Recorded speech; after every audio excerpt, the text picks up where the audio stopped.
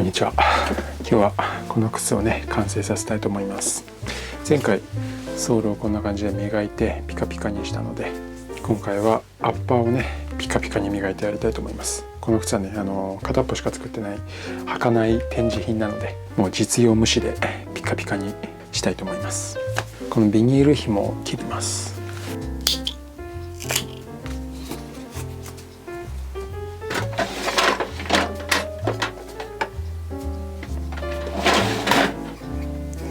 まずはこのクリームで保湿をしていきます。ベタベタに塗ります。ちょっと塗りすぎかまあ大丈夫でしょう。しっかり広げます。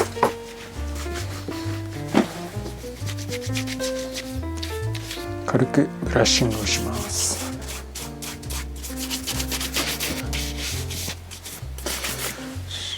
さっとね。今回やってみたいのがね、アッパーのアイロンがけですね。これかかとに使う1号手なんですけど、この少し温めたアイロンアッパーに押し当てて、わずかなシワとかを取るっていうね、こういうやり方があるみたいなんで、ちょっとやってみます。このアイロンは今60度70度ぐらいだと思うんですけど、これを押し当てて磨いていきます。今こんな感じになりますね。これは塗り込んだクリームのローブンだと思います。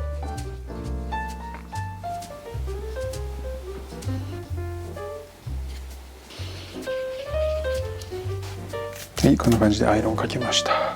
このミシンのローラー押さえの跡が消えたような気がしますね。まだ若干残ってますけどね、効果はあったような気がします。じゃあここから本格的に磨いていきます。今回はサフィールのクレームの瓶ですね。これの黒を使います。黒の色を入れる意味はあんまりないんですけど、少し取って薄く塗ります。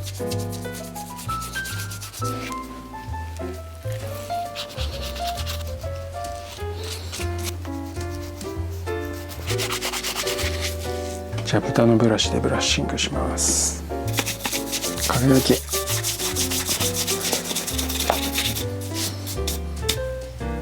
輝いてきました。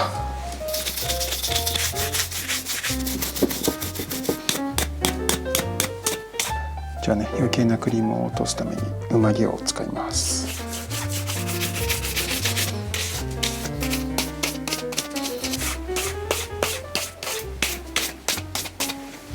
さらにヤギ毛でブラッシングします。ヤギ毛はさらに柔らかいですね。柔らかいブラシでブラッシングした方が良さそうなので、よし。じゃあこれでクリームは OK ですね。ビカビカですね、すでに。今こんな感じです。かなりビカビカですね。これにワックスを塗ってね、さらにツヤを出していきたいと思います。ワックスは今回ね、久しぶりにこいつを使いたいと思います。これサフィールのミラーグロスってやつで、中がねパリッパリに割れてるんですけど、まあこれでも全然使えるので、これを使ってピカピカにします。まずはこれをね指に取って塗っていきます。ミラーグロスなんか一時期すごい流行って、最近あんまり効かないですね。なんか短時間でピカピカに光るっていうことで結構人気な商品でしたね。でしたっていうか、今も多分使ってる人いると思いますけど、まずはしっかり指で塗り込んで、つま先とかかとで、今回は結構この辺のこの辺りも塗り込んでいきたいと思います。本来靴ってここを中心にね曲がるんですよね。この辺はまあそんなに曲がらないんですけど、つま先とかかとに比べるとこの辺は結構曲がりやすい場所なんで、ここにワックスが乗ってるとパリパリにねひび割れてきちゃうんですけど、今回は履かないということで範囲広めにワックスを描きたいと思います。それと薄く全体に塗ります。コバにも塗ってきます。底面にも塗ってきます。もう塗りまくりですね。黒いところには全て塗ります。じゃあベースができたのでね、練る生地にワックスと水をつけて磨いていきます。こっからが本番ですね。もうどれだけ時間がかかっても頑張ります。よし、まずはワックスを取って、よし、で水ですね。水を少しだけ取って、この靴は今までになく詳細をビデオに記録したかもしれないですね。大抵いつもどっかの工程飛ばすんですけど、積み上げは結構飛ばす率高いですよね。あとは釣り込みとか芯作りとか中物とか飛ばすことが多いんですけど、今回は木型の作成からアッパー、ミシン、芯作り、釣り込み、すくい縫い、中物出し縫い、ソール仕上げ、靴磨きみたいな、かなりね詳細に記録してるんで、この靴がどうやってできたかっていうのは全部載ってますんで、よければねまだ見てない方いたらぜひご覧ください。概要欄に全部のリンク貼っておきます。かなり詳細には撮ったんですけど、それでも撮ってないような細々とした作業っていうのは結構ありまして、そういうのを全部動画に撮ってるともう本当に大変なことになってくるんで、全部は撮らずにやってるんですけども、やっぱミラーグロス光りますな。もうすでにかなり光ってきました。この靴はシンプルながらもやりすぎっていうところがコンセプトなので、やりすぎなくらい輝かせようと思います。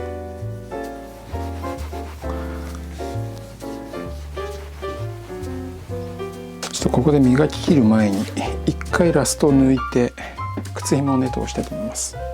ラスト抜く時に若干この靴が歪むんで、あんまりピカピカにしすぎるとひび割れちゃう気がするんで、一回抜きます。よいしょ。よいしょ。ちなみにこの靴、僕の足に全く合わせてないんですけど、履けるのかちょっと試してみます。かなり細身削ったんですけどね、いけるかな。お、めっちゃいい音した。履けました。やっぱり細いんでかなりこの辺が開いちゃう。でもそうでもないのかな。一応歩けそうではありますね。こんな感じで、というか割と普通に履けそうな気がします。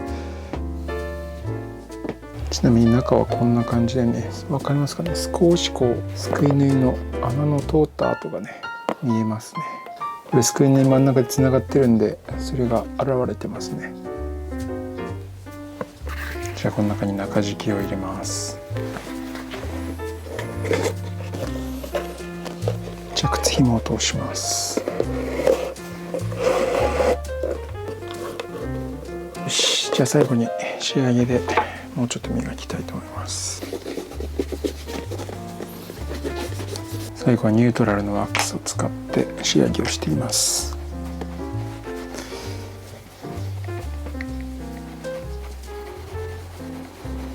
かかとも光らせていきます。少し水をつけて全体を磨きます。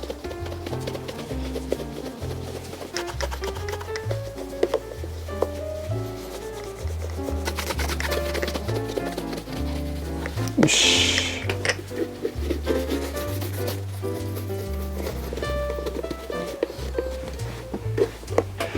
はい、というわけでね、磨き終わりました。ピカピカになりました。最後にこだわったところを解説してみたいと思います。この靴はね、こだわったところはたくさんあるので、ほぼ全てではあるんですけど、その中でもピックアップして言いますと、まずアッパー、これね、革を織り込んでます。この革の端をね、全部織り込んでるんで、革の断面がね見えてこないんですよ。なのでかなりね上品な感じになってるんじゃないかなと思います。それと履き口ね、これも織り込みの一種なんですけど、ライニングとアッパーをどっちも織り込んでるんで、履き口のね丸みというかまとまり感があるんじゃないかな。あんまりやってるの見ないですね。技術的にはそんなに難しくはなかったんですけど、面白い表情になりました。それと革なんですけど、イタリアのインカスっていう会社のカーフ牛革で、かなりね柔らかめというか薄い感じだったんですけど、こんな感じでビカビカなんですよ。これ多分ね毛穴をちょっとバフ、表面をねちょっと削ったような革だとは思うんですけど、すごいツヤが出る革でしたね。ただその代わりちょっと傷とかシワが若干入りやすいなっていう感じで、作ってる途中にね押し跡とかそういうのが残りやすかったんですよね。履いてたら結構傷とかつきやすいかもしれないですね。逆にすぐに味が出るような革でもあるかもしれないですね。でかかとのこのシームレスヒールですね、継ぎ目がここにないっていう僕はすごく好きなデザインです。かかとの丸みがね強調されるような感じで綺麗ですよね。でそこからのつながりでソールのこだわりポイントといきますと、このヒールですね。ヒールがこうかかとのカーブに合わせて微妙にこうカーブさせてみました。わかりますかね。このヒールカーブが連続するようにこういう形状にしてみました。これは手で削るからこそできる微妙なニュアンスだったりするんですよね。こういうのがこだわりです。それとこの出し縫いのピッチですね。これは 14SPI ステッチパーインチなんですけど、1インチの中に14針縫うっていうそういうステッチのピッチで、結構ね細かい方ですね。僕が今までやった中では一番細かいです。大変でしたけどね、結構綺麗にいったんじゃないかなと思います。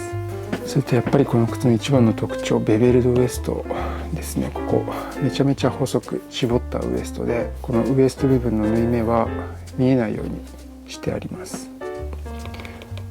でこうやって見るとね、ここの前の幅と後ろの幅の差がすごいですよね。ちょっとやりすぎソールですけど、でものすごくここえぐってるんで、こうやって見た時横から見ると普通なんですよね。こんな感じで普通の靴に見えるんですけど、こうやって少しねこう傾けるとすぐねソールがいなくなっちゃうんですよね。見えなくなっちゃう。こんな感じでね、まあこれがかっこいいかどうかはさておき、尖った感じになったんじゃないでしょうか。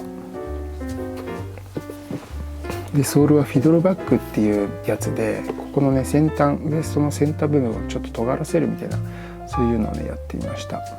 少しここへこんじゃってますけど、まあおおむね鋭めな突起ができたんじゃないかなと思います。あとここがね個人的には気に入ってます。ここをねぷっくりとさせてみたんですけど、これがね何とも言えない触り心地が不思議な感じがね気に入ってます。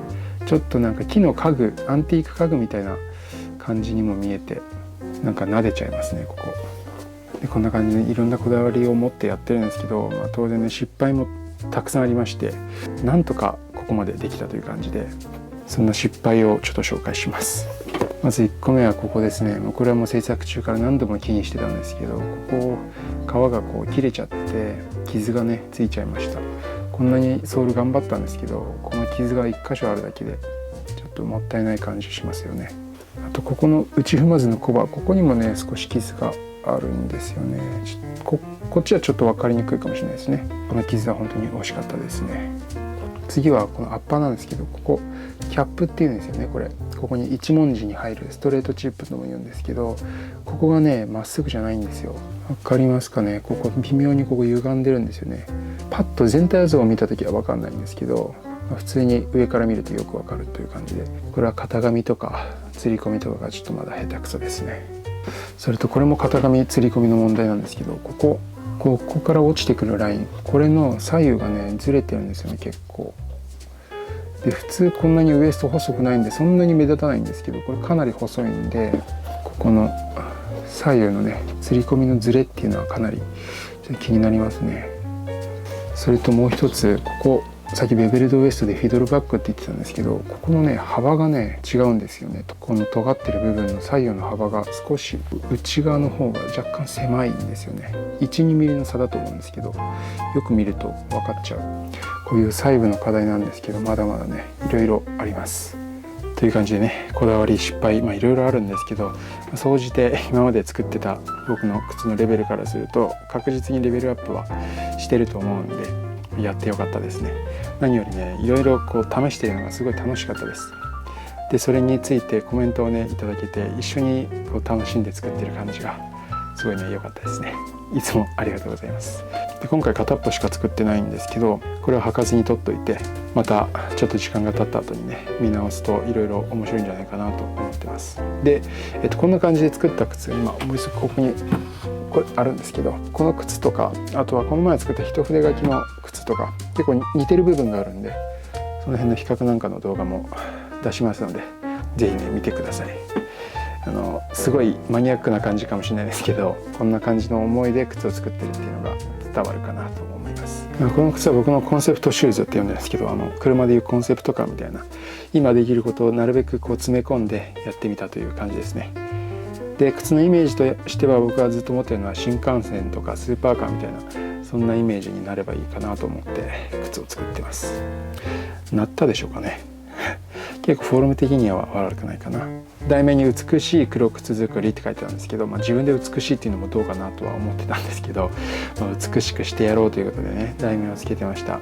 で木型がドリーム木型って最初から言ってるんですよ。ドリーム木型っていうのは僕の夢の木型、形がですね、履き心地はともかくとしてこういうフォルムが理想だなっていう木型を作ってやってたんですけど、どうかな、理想度としてはまあ80点ぐらいですかね。今だったらもしかしてもうちょっとつま先のボリューム感を出すかもしれない。あとこの辺気づくかなまたこんなドリーム木型の靴作りをねやってみたいと思います。でこの靴の完成写真はインスタグラムにアップしようと思うんで、ぜひフォローお願いします。じゃあ今日はこんな感じで終わりにしたいと思います。また次の動画でお会いしましょう。